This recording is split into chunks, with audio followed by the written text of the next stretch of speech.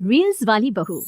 प्रज्ञा को रील्स बनाने का बड़ा ही क्रेज है और वो दिन भर रील्स बनाती रहती है, खाते पीते घूमते फिरते घर में कॉलेज में। रील्स बनाने के कारण प्रज्ञा पूरे कॉलेज में हाईलाइटेड है। जहाँ उसकी रील्स सभी को पसंद आते हैं, वहीं मनीषा चिंता में डूबी रहती है। एक रोज जब खाते हुए प्रज्ञा रील्स बना रही होती है, तब मनीषा कहती है, एक मिनट भी चैन नहीं है इस लड़की को।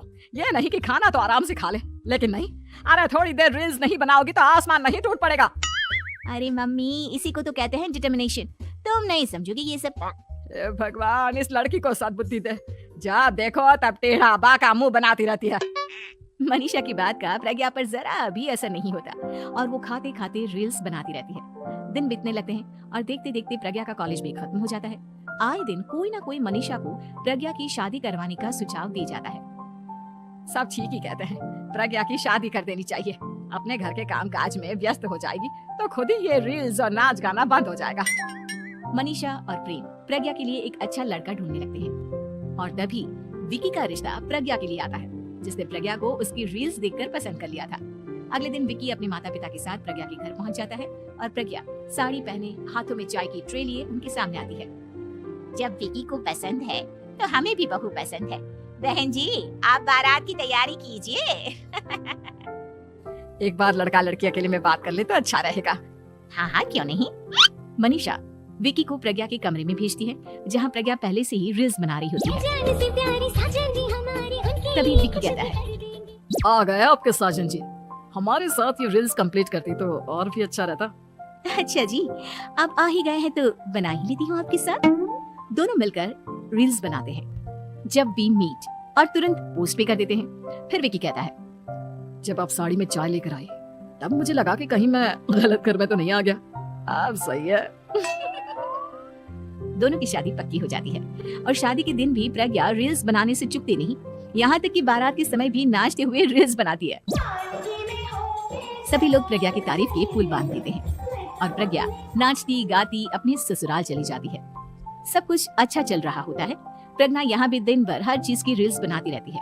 लेकिन कुछ दिनों के बाद जब सुनीता कहती है, बहू, ये रील्स के साथ साथ कुछ काम भी कर लिया करो। वैसे तुझे और क्या क्या बनाना आता है?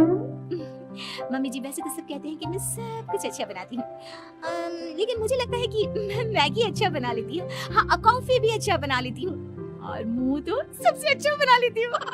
हैं? अच्छा अच्छा। सुनीता अपना माथा पकड़ लेती है और कहती है, बहू, कुछ खाना बनाना भी सीख लेती। मम्मी जी, मैं लंबी प्लानिंग कर रही हूँ।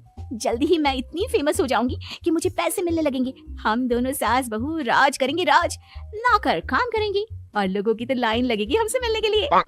तेरा दिमाग खराब हो गया है क्या बहू? हंसी मजाक तक ठीक है, लेकिन इस तरह घर नहीं चलते। जितना जल्दी हो इस घर के तौर तरीकों को सीख लो। प्रज्ञा मुंह घुमाकर चली जाती है और तुरंत उसी वक्त एक रील बनाती है। ये देख सुनीता का गुस्सा 7वें आसमान पर चला जाता है और विकी के घर आती ही सुनीता उसे सब कुछ बताती है।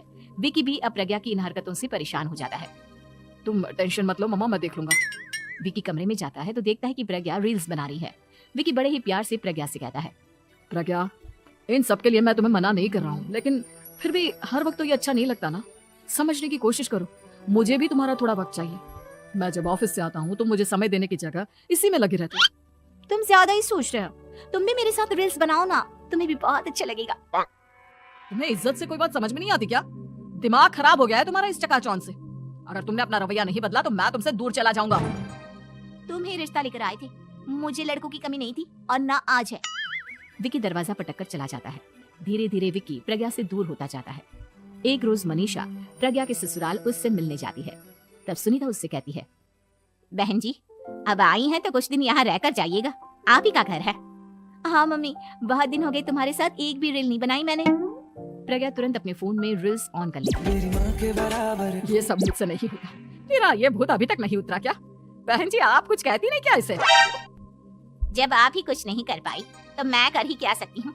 सास तो वैसे ही बदनाम है। शाम को घर की लाइट चली जाती है और मनीषा प्रज्ञा से कहती है, मेरे घुटनों में बहुत दर्द हो रहा है, तू लाइट का कुछ इंतजाम करना बेटा। अच्छा, कैंडल जला देती हूँ मम्मा। प्रज्ञा गाते हुए कैंडल जलाती है और खिड़की के पर्दे के पास रख देती है। मनीषा, जिसे बहुत दर्द हो रहा है, वो सो जाती है और प्रज्ञा हमेशा की तरह अपने रील्स में लग जाती है। उधर कैंडल की वजह से पर्दा आग पकड़ लेता है और मनीषा के कमरे में आग लग जाती है। बचाओ, कोई है, बचाओ। सभी भागते हैं और विकी कमरे की आग बुझाने में लग जाता है, लेकिन तब तक मनीषा आधी जल चुकी थी। मनीषा की हालत देख प्रज्ञा रोने लगती है। विकी मनीषा को तुरंत हॉस्पिटल ले जाता है और उसे एडमिट कराता है। विकी प्रज्ञा से कहता है, देख लिया ना, तुम्हारे इस नाच गाने की वजह से आज तुम्हारी माँ की जान जाते जाते रह गई। अब पता नहीं तुम और क्या चाहती हो। उधर डॉक्टर कहते हैं, इनकी हालत बहुत नाजुक है, आधे से ज्यादा जल चुकी है। प्रज्ञा रोती हुई मंदिर में जाती है और भगवान के आगे जाकर कहती है, भगवान मेरी माँ को ठीक कर दो, मैं कसम खाती हूँ हाथ से ये रील्स बनाना छोड़ दूंगी, बस मुझे मेरी माँ वापस मिल जाए। 2 दिन बीत जाते हैं और मनीषा खतरे से बाहर आ जाती है। पेशेंट अब ठीक है, आप लोग उनसे मिल सकते हो। सब कोई मनीषा से मिलता है और प्रज्ञा सबके सामने अपना फोन तोड़ देती है। मुझे माफ कर दो मम्मा, मैंने तुम लोगों की बातों को नजरअंदाज किया। बेटा, कोई भी चीज जरूरत से ज्यादा खराब है। मैंने तुम्हें रील्स बनाने से कभी मना नहीं किया, लेकिन हर वक्त एक ही चीज तो सही नहीं है। मैं समझ गई हूँ मम्मा, आई एम सॉरी। प्रज्ञा उस दिन से रील्स बनाना छोड़ देती है और पूरी तरह से अपने घर में